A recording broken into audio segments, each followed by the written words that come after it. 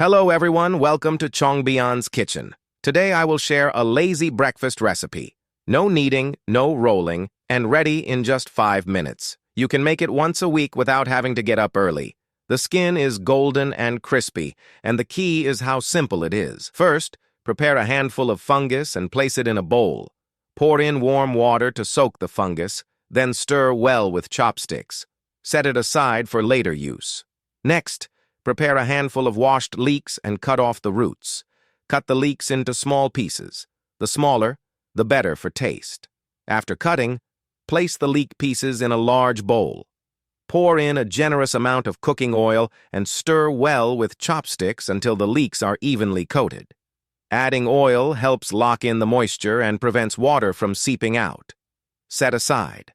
Now, take a clean carrot and cut it into thin slices. Then, slice those into thick shreds and finally into small pieces. Place the chopped carrots in a bowl. Prepare some soaked vermicelli and cut it into short lengths. At this point, your fungus should be fully soaked. Wash it thoroughly several times, drain the water, chop it finely on a cutting board, and place it in a bowl for later use. In a separate bowl, crack 3 eggs and beat them well with chopsticks until you get a smooth egg liquid. Set aside. Heat a wok with a little cooking oil, then pour in the egg liquid. Use chopsticks to quickly stir it into egg flowers. This method keeps the egg soft and tender.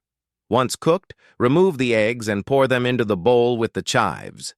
In another wok, add some cooking oil. Pour in the carrots and fungus. Stir fry on high heat until softened. Then, add them to the chives mixture. Add the chopped vermicelli, 2 spoons of dried shrimp skin, 1 spoonful of salt, and 1 spoonful of oyster sauce. Stir well with chopsticks until everything is evenly combined. Dear friends, I've already shared hundreds of home-cooked food tutorials.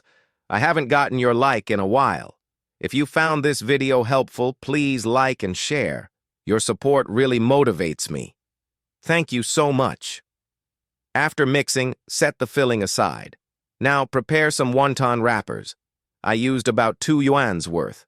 Take a piece of wonton wrapper and place it on a chopping board. Add a spoonful of filling near one side and shape it slightly with a spoon. Brush a little water on the edge of the wrapper to help it seal. Wrap it from the end with the filling, roll it up, and press both ends tightly with your fingers to prevent leakage. This is how one roll is made. Super simple. Continue using this method to finish the rest and place them on a plate. You can make a bunch of these in advance and store them in the refrigerator. Just take some out whenever you want to eat. Very convenient and quick. Next, crack 2 eggs into a bowl and add 1 spoonful of starch. Stir well with chopsticks until the starch is fully blended into the eggs. Set aside. Heat a pan with plenty of cooking oil.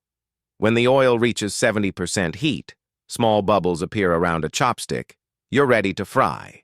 Dip each raw roll into the egg mixture so it's evenly coated with a thin layer. Then place them gently into the hot oil one by one to avoid sticking. Fry until the skin sets and becomes slightly golden on one side.